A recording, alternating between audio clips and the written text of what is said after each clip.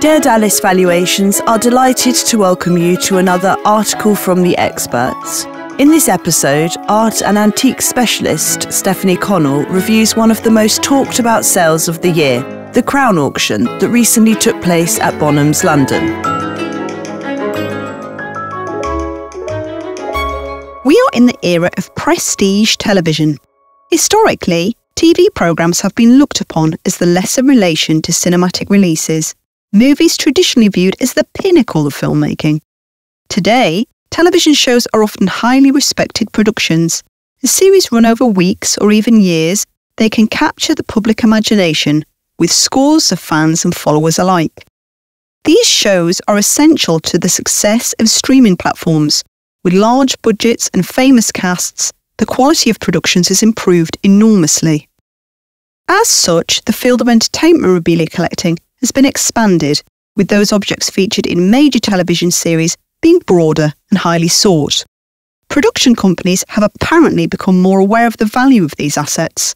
Once filming ceases and series ends, auctions of costumes and props are becoming more of a common occurrence. It is with this backdrop and several months of planning that Bonhams London announced they will be holding the auction of costumes, props and designs used during the production of the Netflix series The Crown. The Crown has done a tremendous job of creating fictionalised accounts of historical events, capturing world affairs and global politics from the 1930s to the early 2000s. The series managed to recreate the costumes and settings enjoyed by the royal family. The Bonhams auction was arranged as two separate sales, a one-day live auction including 161 lots and many of the most valuable pieces held at their new Bond Street headquarters. The second being an online auction of the more affordable and decorative objects, closing the following day. Proceeds from the live auction are to be donated to the National Film and Television School for a scholarship programme.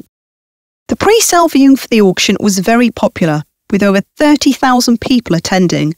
It's not very often that one can be photographed standing in the doorway of number 10 Downing Street, be it a prop or otherwise, which eventually sold for $10,800 plus buyer's premium, or next to so many recognisable costumes. The skill of the prop makers and set designers for the series was clear throughout the sale. One of the most impressive lots of the live auction was Lot 80, a reproduction of the Golden State coach. This is a highly accurate facsimile of the famous original, which has been used at every coronation ceremony since 1831. The coach is a magnificent achievement in prop making. The replica was designed and manufactured by a specialist team, including film horse masters, the Devil's Horseman, and prop design company Anarchy. To achieve an accurate copy, the coach was constructed in part from fiberglass, clay, and 3D printed elements. This stunning lot was sold for £56,280, including buyer's premium. A similarly important prop relating to the coronation was Lot 20, a reproduction of the St Edward's chair, otherwise known as the coronation chair. The chair, central to British history and the coronation ceremony, was predominantly manufactured out of fiberglass and had featured in the 5th episode of Series 1 of the show. This precise replica of the 14th century original, such an important symbol of British authority, sold for £25,660, including buyer's premium. Another feat of prop making was Lot 158, a replica model of the funeral procession of Her late Majesty Queen Elizabeth II. According to the catalogue, the model had taken between 6 and 8 weeks to produce, being over 12 metres wide, including over 500 Britain's soldiers, 200 3D printed models, all having been designed and produced by the Crown team and hand-painted with accurate costume, devised by a group of experts. The selling price here was £53,740, including buyer's premium. As with the props, costume was an important element of the sale, with detailed reproductions of famous regalia, evening wear and everyday outfits being included. The highest price achieved for a costume in the live auction was for Lot 21, a replica of Queen Elizabeth II's ceremonial coronation garments. The original was in part designed by Norman Hartnell. The multi-element costume, worn by Claire Foy, sold for £19,200. Also from the coronation ceremony was Lot 22, a replica of Princess Margaret's coronation gown and robe. This time, the lot sold for £6,144, including buyer's premium. Lot 238 was a Cornelian jewellery suite designed for Vanessa Kirby as Princess Margaret and featuring in Season 2. The set was specially commissioned by costume designer Jane Petrie and made by jewellery designer Katie Hackney. The catalogue detailed the inspiration behind the suite, conceived to act as a direct contrast to Her Majesty's pearls. The lot included ear clips, triple-strand choker, together with the original designs. This fashionable suite sold for £5,376, including buyer's premium. For the fashion savvy, Lot 125, a Christian Dior Lady Dior handbag. This example, in black lambskin, had been worn by Elizabeth Debicki during Season 5. The bag is closely associated with the late Princess Diana and was named Lady Dior after Lady Diana. It is believed she owned the bag in every colour and was regularly seen carrying it after she first received one as a gift from the First Lady of France in 1995. This bag sold for £10,880, including buyer's premium. Arguably one of the most iconic costumes in the auction was Lot 134, a replica of the black silk and chiffon cocktail dress worn by Princess Diana in November 1994. Dubbed the Revenge Dress, it had featured in Season 5, Episode 5, The Way Ahead. Unsurprisingly, one of the most sought-after outfits in the sale, the lot additionally included bag and shoes.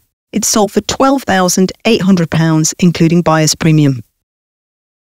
In direct contrast, one of the more affordable lots of the sale was 314, a blouse and dungarees worn by Emma Corrin, portraying the young Lady Diana Spencer.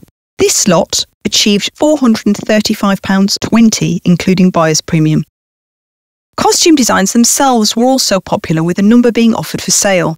Lot 170 was a collection of 3 watercolour and pencil designs executed by Michelle Clapton for the character of the Queen. The illustrations, which included fabric swatches and detailed annotations, gave an insight into the Emmy Award-winning costume designer's work. They sold for £5,376, including buyer's premium. Interestingly, many of the pieces of furniture in the sale were not modern replicas, but fine antique furniture and decorative objects. To reproduce the interiors afforded to the royal household, pieces have been carefully selected by the set designers. Chimney pieces, toys, ceramics and glass were all available. Within the online auction, Lot 168 was a William IV rosewood breakfast table used as part of the Buckingham Palace set. This traditional antique sold for £8,320, including buyer's premium. Lot 200 was a typical lot one might expect to see in a sale of fine furniture, the George II chest on chest. This 18th century and later piece of cross-banded walnut had been used as part of the set for the Queen's bedroom. With strong bidding, it eventually sold for £21,760, including buyer's premium. Lot 322 was a French 19th century Kingwood parquetry cross-banded brass-mounted liqueur set. The set, which is visible in the audience room scenes, included glasses and decanters. It fetched £5,632, including buyer's premium. The most expensive piece of furniture included in the 2 auctions was Lot 237, a parquetry and gilt metal mounted cylinder bureau in the Louis XVI style. The bureau, having only been estimated at £2,000 to £3,000, was used by all 3 of the actresses playing the Queen, Claire Foy, Olivia Colman and Imelda Staunton. This lot was offered with set dressing, including framed photographs and desk accessories. The piece was important to the history of the show, having served as a prop during the London stage production of The Audience in 2013, the inspiration for the Crown series. The eventual online selling price was £46,080, including buyer's premium. On a different note was Lot 58, 2 Bezic porcelain models of corgis. A common sight across antique centres across the UK, they had been chosen by the set decorating department due to their similarities to pieces found in Windsor Castle. Offered together with an Edwardian silver photo frame containing a picture of a corgi and against a pre-sale estimate of £200 to £300, the charming lot sold for £3,328. The highest price paid during the live auction was for Lot 102, a 1987 Jaguar XJ SC car. The vehicle had been used as a double for the late Princess Diana's Jaguar, driven from 1987 to 1991. The original, now part of the Jaguar Heritage Trust, was adapted from a two-seater to allow Princes William and Harry to be passengers. Elizabeth Debicki as the Princess can be seen driving it in the show. The car eventually achieved £70,250, including buyer's premium. The auction highlighted the research and detail required when staging a production such as The Crown. This was evident during the online auction, where 7 lots from The Crown's reference library were on offer. Lot 498 included 90 volumes on the royal family. The books were no doubt invaluable to the team involved. The footnote detailed how the production used 5 full-time researchers and other full-time staff to achieve historical accuracy. This lot sold for £2,816, including buyer's premium. This white glove sale of over 470 lots eventually realised over £1.6 million. Thank you for listening. You can read this article and many more at darevaluations.co.uk. Search for Dare Dallas to find us on Instagram and LinkedIn, where our team will keep you updated on market trends and our valuation service. For more details on our valuation service, please call us on 01883 722 736 or email inquiries@darevaluations.co.uk.